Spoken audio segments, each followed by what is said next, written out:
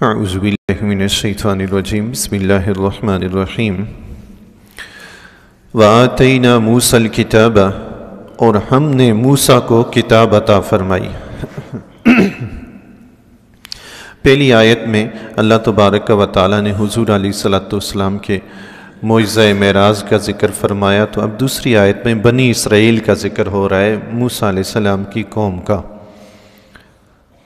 وَآتَيْنَا مُوسَى الْكِتَابَ، اور ہم نے موسیٰ کو کتاب عطا فرمائی یعنی تورات۔ وَجَعَلْنَاهُ هُدًى لِبَنِي إِسْرَائِيلَ، اور ہم نے اسے بنی اسرائیل کے لیے ہدایت بنایا۔ تورات کس کے لیے ہدایت تھی؟ بنی اسرائیل کے لیے۔ رب نے بنی اسرائیل کا ذکر فرمایا۔ اس کا مطلب یہ ہوا کہ تورات صرف بنی اسرائیل کی ہدایت تھی، اور قرآن کریم کے لیے اللہ تبارک و تعالیٰ نے ارشاد فرمایا ہدی للناس، یہ تمام لوگوں کے لیے ہدایت ہے، دنیا کے جتنے بھی لوگ ہیں سب کے لیے ہدایت۔ بنی اسرائیل ایک قوم تھی، ان کے لیے تورات تھی، تو دیگر قوموں کے لیے ہدایت کے لیے کوئی اور نبی بھی آئے ہوں گے۔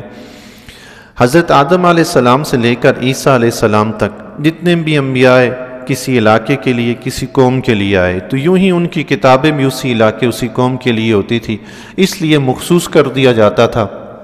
اور پھر ہر نبی اپنے بعد میں آنے والے نبی کی بشارت دے جاتے تھے تاکہ لوگوں کو پتہ ہو کہ نبی آئیں گے۔ قرآن کریم رب نے فرمایا ہدی للناس، تمام لوگوں کے لیے ہدایت ہے۔ پیچھے کوئی ایسا بچہ ہی نہیں ہے کہ اس کے لیے الگ سے کوئی کتاب بھیجی جائے۔ حضور علیہ السلام کو اللہ نے نبی بنایا تو تمام جہان کے لیے بنایا، پیچھے کوئی جگہ کوئی چیز ایسی بچی ہی نہیں کہ جس کو نبی کی ضرورت ہو۔ جب یہ کام مکمل ہو گیا تو اب نئے نبی کی ضرورت کیا ہے کہ نیا نبی آئے؟ قرآن تمام جہانوں کے لیے، نبی تمام جہانوں کے لیے، تو اب یہ دروازہ اللہ نے بند کر دیا، نہ کوئی نیا نبی آئے گا نہ کوئی نئی کتاب آئے گی، بس بات ختم۔ اس لیے مرزا غلام احمد قادیانی صاحب کے ماننے والوں کو چاہیے وہ راہ راست پہ آ جائیں، اپنی آخرت برباد نہ کریں۔ اللہ تتخذوا من دونی وکیلا، کہ میرے سوا کسی کو کارساز نہ بناؤ۔ اللہ تعالیٰ نے تورات میں انہیں ہدایت فرمائی تھی کہ میرے سوا کسی کو بھی کارساز نہ بناؤ۔ وکیل کا مطلب یہاں پہ علماء کرام نے فرمایا یا تو معبود ہے یا کارساز حقیقی۔ کارساز کہتے ہیں مشکل آسان کرنے والا، مصیبت دور کرنے والا، مشکل سے نکالنے والا، حاجت پوری کرنے والا۔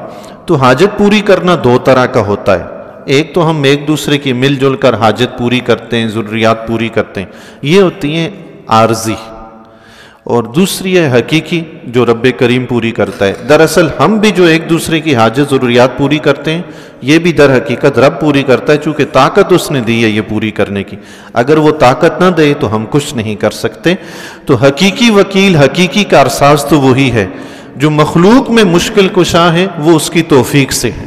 جی ہم بھی تو ایک دوسرے کی مشکلیں دور کرتے ہیں نا، ماں باپ بھی اپنی اولاد کی مشکل دور کرتے ہیں کہ نہیں کرتے، استاد بھی اپنے شاگردوں کی مشکل دور کرتے ہیں، سب مشکل کشا ہیں، لیکن یہ رب کی عطا سے ہیں، رب کی توفیق سے ہیں۔ رب خود ہی مشکل کشا ہے، اس کو کسی نے بنایا نہیں ہے۔ بس مخلوق اور اللہ میں یہ فرق ہے، مخلوق ہے، وہ خالق ہے، وہ حقیقی ہے، یہ عارضی ہے، یہ مجازی ہے۔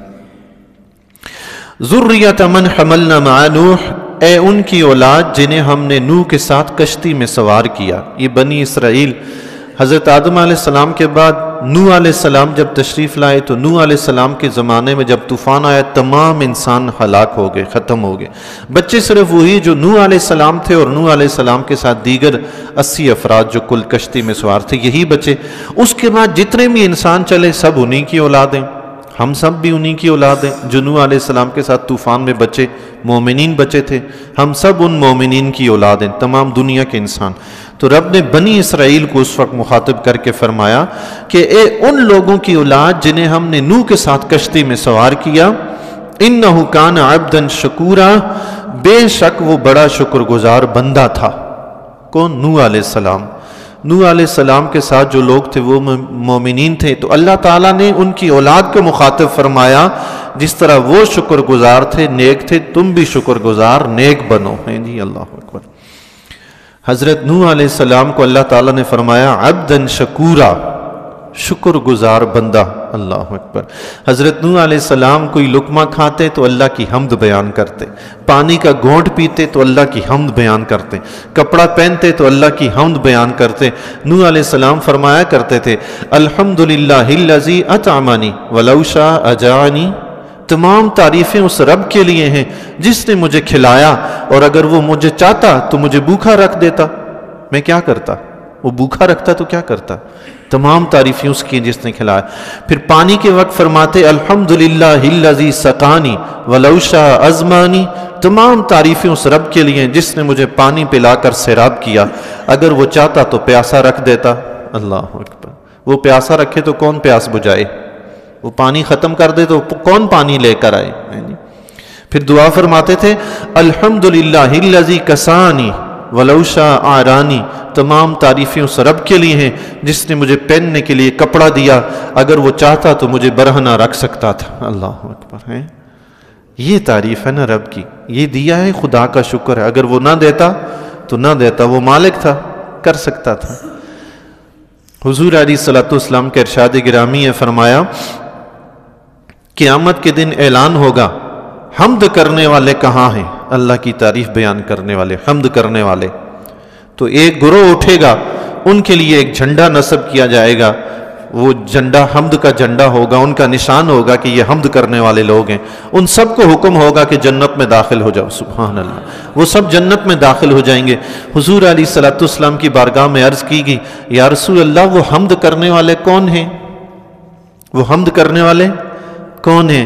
حضور علیہ الصلوۃ والسلام نے فرمایا جو بندہ مومن ہر دکھ سکھ میں، ہر حال میں اللہ کا شکر بیان کرتا ہو وہ حمد کرنے والا ہے۔ سبحان اللہ، جو بھی شکر کرنے والا ہوگا، ہر حال میں رب کا شکر کرنے والا ہوگا، قیامت کے دن وہ ان حمد کرنے والوں کے ساتھ جنت میں چلا جائے گا۔ سبحان اللہ۔ امام غزالی رحمۃ اللہ تعالی علیہ ایک واقعہ ذکر فرماتے ہیں، گزشتہ زمانے میں ایک نبی علیہ السلام تھے، وہ ایک چھوٹے سے پتھر کے پاس سے گزرے، پتھر بہت چھوٹا تھا مگر اس کے اندر پانی سے بہت زیادہ بہہ رہا تھا۔ تو اللہ کے نبی تھے، انہوں نے اللہ کی بارگاہ میں دعا کی کہ یا اللہ اس پتھر کو قوت گویائی عطا فرما۔ اللہ تعالیٰ نے دعا قبول فرمائی۔ تو نبی علیہ السلام اس پتھر سے مخاطب ہوئے، تو خود تو اتنا چھوٹا ہے لیکن پانی کی اتنی بڑی دھار تیرے اندر سے کیسے نکل رہی ہے؟ اللہ، اتنا زیادہ پانی تیرے اندر سے۔ اس نے عرض کی یا نبی اللہ، میں نے جب سے اللہ کا حکم سنا ہے وقودھا الناس والحجارہ، جہنم کی آگ ایسی ہے کہ اس کا ایندھن انسان اور پتھر ہوں گے، تب سے اللہ کے خوف سے رو رہا ہوں۔ یہ میرے آنسو ہیں، چشمہ نہیں ہے، یہ میں رو رہا ہوں اللہ کے خوف سے کہ کہیں کل قیامت کے دن میں جہنم کا پتھر ایندھن نہ بن جاؤں۔ تو اللہ کے نبی علیہ السلام نے رب کی بارگاہ میں دعا فرمائی یا اللہ اسے جہنم کی آگ سے بچا۔ اللہ تعالیٰ نے دعا قبول فرمائی۔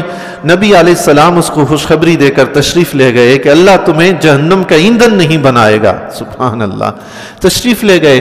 کچھ عرصے بعد پھر اللہ کے نبی علیہ السلام کا اسی پتھر کے پاس سے گزر ہوا، پتھر سے برابر پانی نکل رہا ہے، سبحان اللہ، جیسے پہلے تھا ویسے ہی نکل رہا ہے۔ تو اللہ کے نبی علیہ السلام نے پھر اس پتھر سے پوچھا پہلے تو اللہ کے خوف سے روتا تھا، اب کس وجہ سے یہ پانی آ رہا ہے؟ اس نے عرض کی یا نبی اللہ، پہلے تو جہنم کا خوف تھا کہ اللہ جہنم میں نہ ڈالے، جب اس نے اس سے آزاد کر دیا اب خوشی میں اس کے شکر کے آنسو بہا رہا ہوں۔ سبحان اللہ، اب شکر کر رہا ہوں، اب خوشی ہے۔ اللہ اکبر۔ اللہ تعالی ہمیں بھی توفیق عطا فرمائے، ہر حال میں ہم اپنے رب کریم کا شکر ادا کریں۔ وَقَدَيْنَا إِلَى بَنِي إِسْرَائِيلَ فِي الْكِتَابِ، اور ہم نے بنی اسرائیل کو کتاب میں وحی بھیجی، تورات میں۔ اللہ تبارک و تعالی نے بنی اسرائیل کو بتا دیا، کیا بتایا؟ لَتُفْسِدُنَّ فِي الْأَرْضِ مَرَّتَيْنِ، تم ضرور زمین میں 2 مرتبہ فساد پھیلاؤ گے، 2 مرتبہ، بہت بڑا فساد۔ وَلَتَعْلُنَّ عُلُوًّا كَبِيرًا، اور ضرور تم غرور اور تکبر کرو گے، بڑائی کرو گے زمین میں۔ اللہ اکبر۔ یہ بنی اسرائیل جو ہے نا، آج کل ان کو یہودی کہتے ہیں، یہ بنی اسرائیل ہیں، اور ان کے چرچے بہت پرانے ہیں اللہ اور اس کے رسول کی نافرمانیوں کے، یہ حد سے گزرے ہوئے لوگ تھے۔ ابھی بھی اللہ تبارک و تعالیٰ انہی کا ذکر فرما رہے ہیں۔ ان کو اللہ تعالیٰ نے پہلے ہی بتا دیا تھا تورات میں کہ تم زمین میں 2 دفعہ بہت بڑا فساد پھیلاؤ گے۔ اس فساد کا ذکر بھی آگے آ رہا ہے، انشاءاللہ کل اس کا ذکر کریں گے۔